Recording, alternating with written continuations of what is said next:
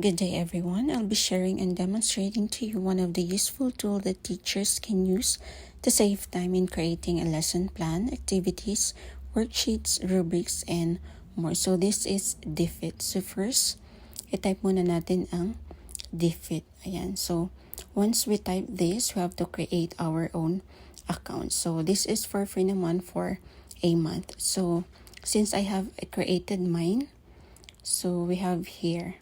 Okay, so dito sa left side, we have here the resources, create now, and resource library. For my resources, so dyan yung makikita lahat yung mga ginawa ninyo or yung mga na-create nyong activities, lesson plans, worksheets, or rubrics.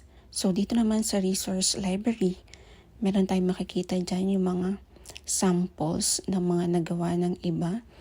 Like for example, sa English, math, and other subjects. So meron tayo dyan, pwede nyong i-type kung anong subject na preferred ninyo. Marami naman po kayong pagpipilian dyan. And on this side, yan yung mga grade level from kindergarten to grade 12. And of course, pwede nyo din i-type dyan yung topic ninyo or subject. Then, lalabas na yung result sa baba. And dito naman sa create nyo, ayan, gagawa ka ng activities, worksheets based dun sa desired mo. So, i-type natin dito yung ating lesson or topic. Ayan, so once na-type natin, may mga suggestions naman dyan. So, describing words, yung gusto nating gawin na topic. Click lang natin yung arrow dito. Then after that, may questions na lalabas and then you have to answer that. So, may mga pagpipilian naman dyan. For example, what's the main focus for these adjectives? We have sensory words, character traits, and math science properties. And pwede ka rin maglagay dyan kung wala dun sa pagpipilian. But we're going to choose character. Click continue. Ayan. Another question, how will your students use these character traits? Ayan. Identifying traits in a story, describing themselves or a friend, matching traits to pictures. So, click natin yung matching traits to pictures. Continue. Another question, where will students use this matching activity? So, let's choose here the independent literacy stations. Continue again. What's the reading level for this station? So, yung reading level, andyan din siya. So, let's choose on level first grade, continue. And then, so, ayan. Yan yung na-generate niya or nagawa niyang worksheet or activities. So, since kanina, sinabi natin yung sa stations, may na-create siya dito from station 1 hanggang station 5. So, kung makikita niyo yung mga activities dito is very interactive and differentiated activities na siya. So, makikita mo yung needs ng mga bata, ng mga struggling mo, and then ng mga fast learners. May mga images ka rin makikita dyan na pwede mong palitan or tanggalin. Depende dun sa desired goals mo or objectives. Nakapag-create siya ng stations activities, so pwede natin siyang gawin as group work.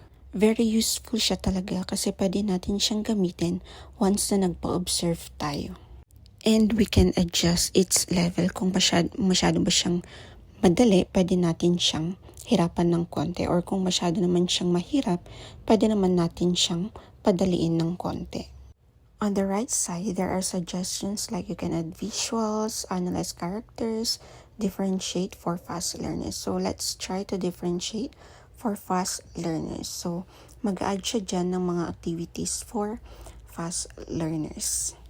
So, once you click your desired additional activity, of course, you just have to wait for a few seconds. Of course, depende na rin yan sa internet connection. So, ayan, meron na tayong additional activity for fast learners or for advanced learners natin.